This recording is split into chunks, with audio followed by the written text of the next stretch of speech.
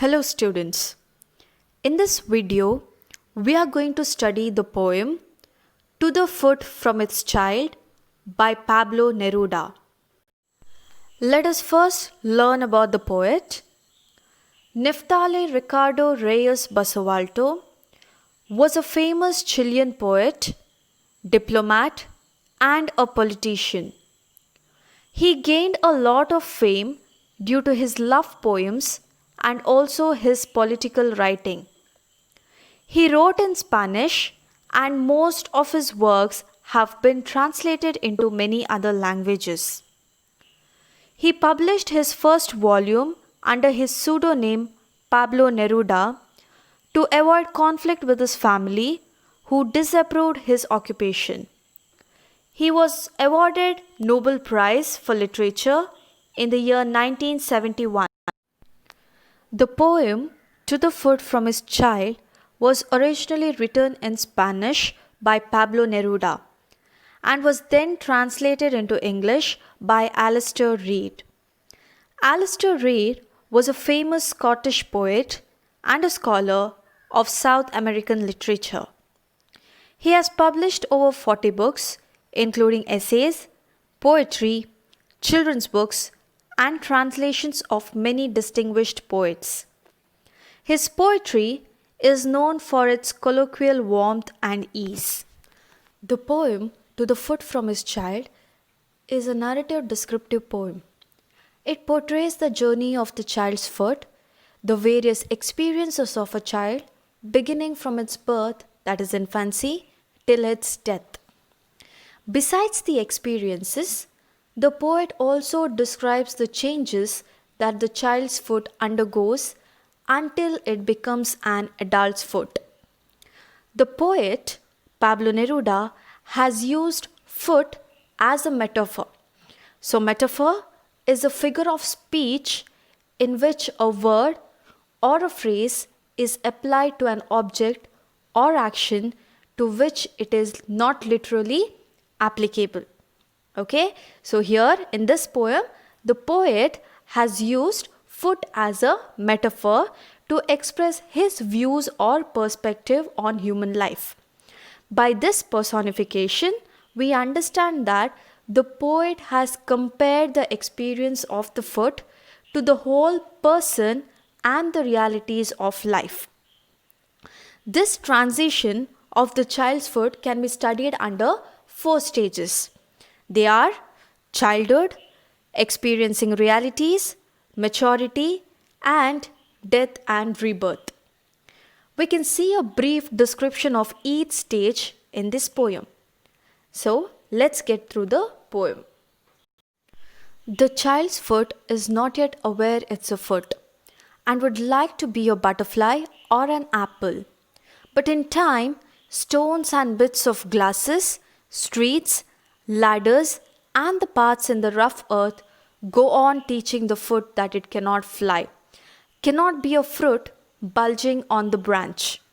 Then, the child's foot is defeated, falls in the battle, is a prisoner, condemned to live in a shoe.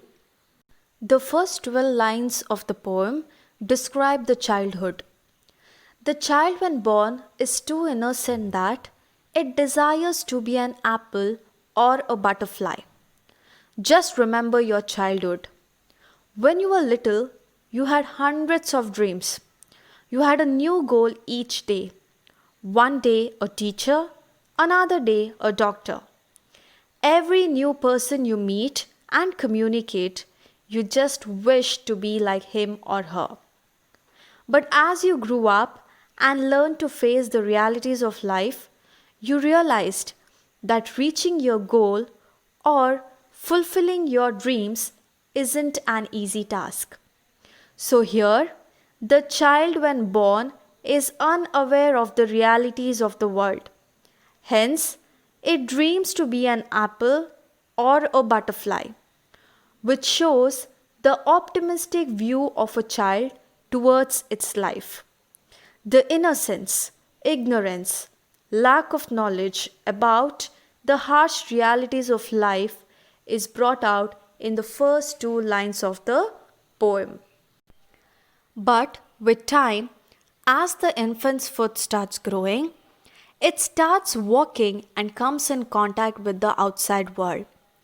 The child starts exploring the world and experiences the harsh realities of life, like walking on the stones, bits of glasses, streets, ladders, and the paths in the rough earth.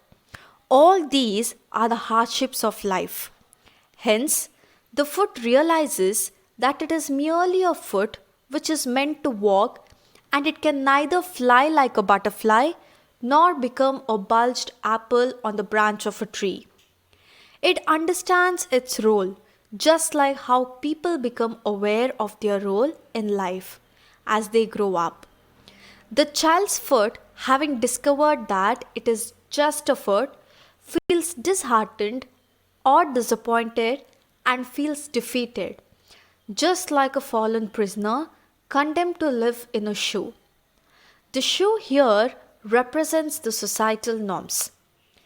As and when one grows, the dreams of an individual gets crushed with the weight of customs and traditions.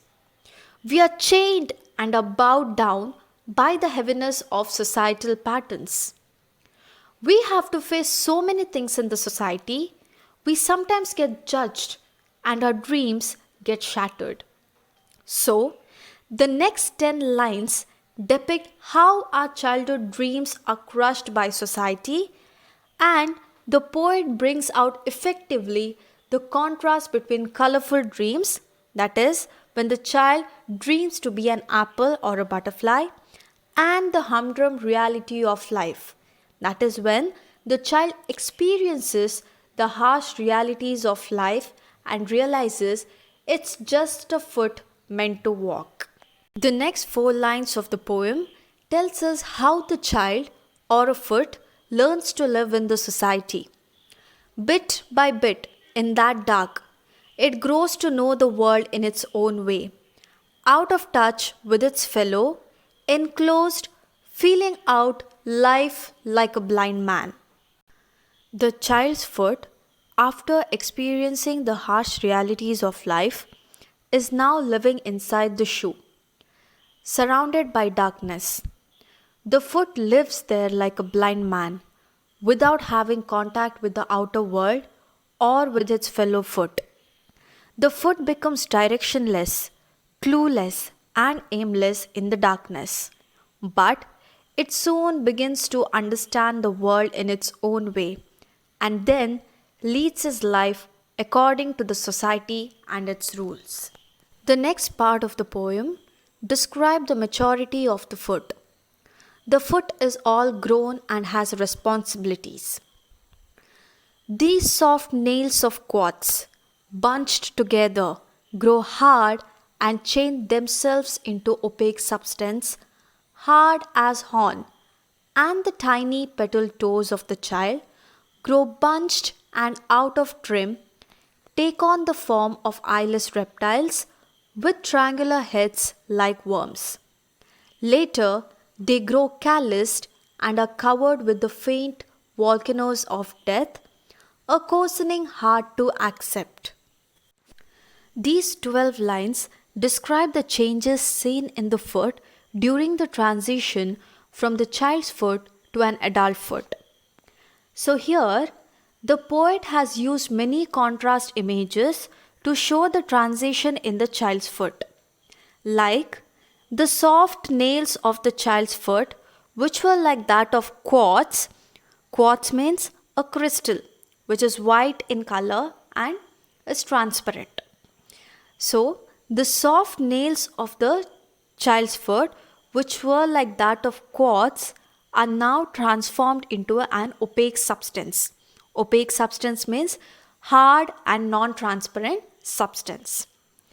The child's foot that was soft like petals are now compared to an eyeless reptile.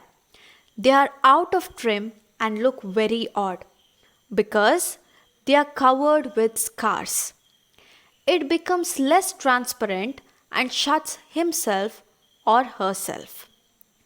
The child explores the world in its own way, but finally ends up adjusting to the society like a blind person.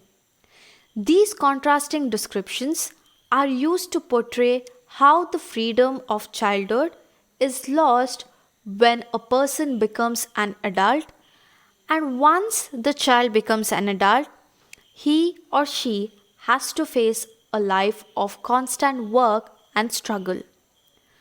The journey of the child from birth to death is filled with difficulties and challenges.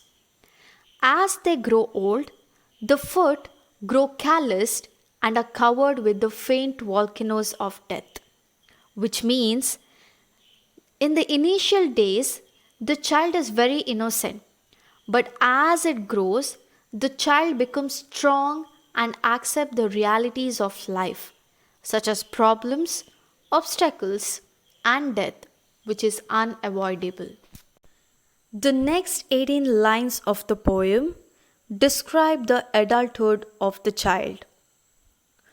But this blind thing walks without respite, never stopping, for hour after hour.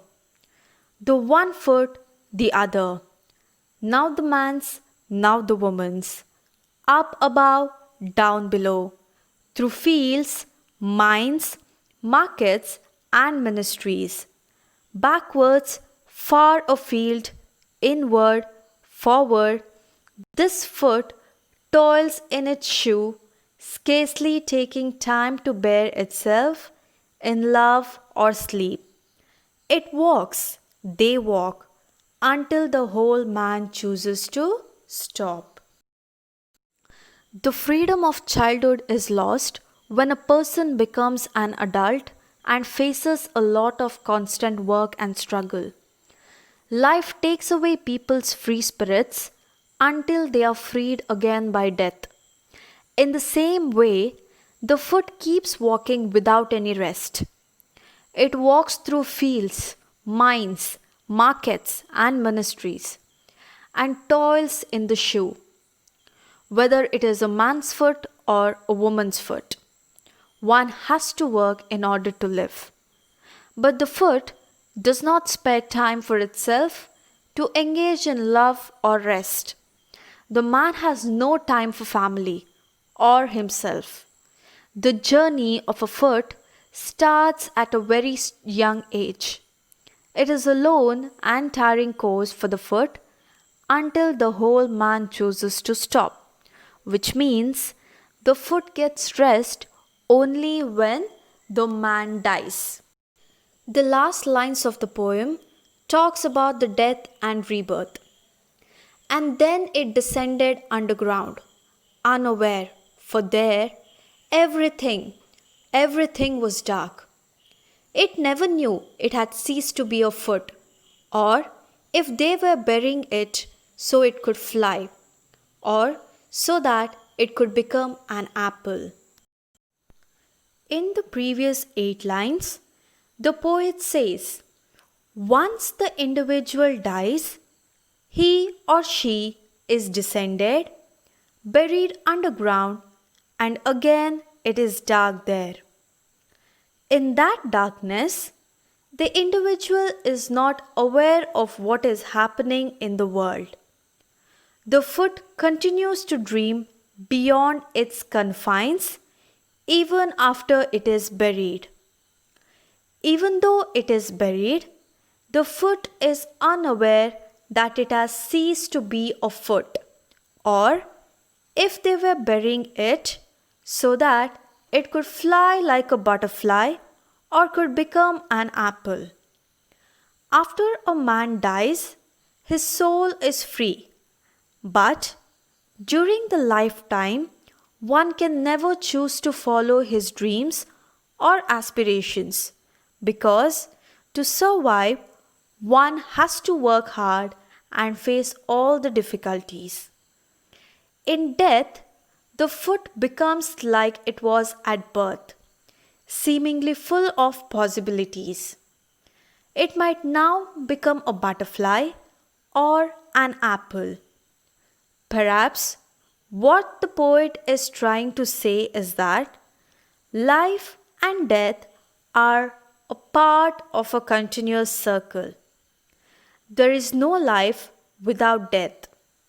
From the stage of an infant's petaled foot, which has no experience of what it means to be a foot, to the stage of an adult's hard foot, which ceases to be a foot, Neruda uses different images to convey his ideas on human life.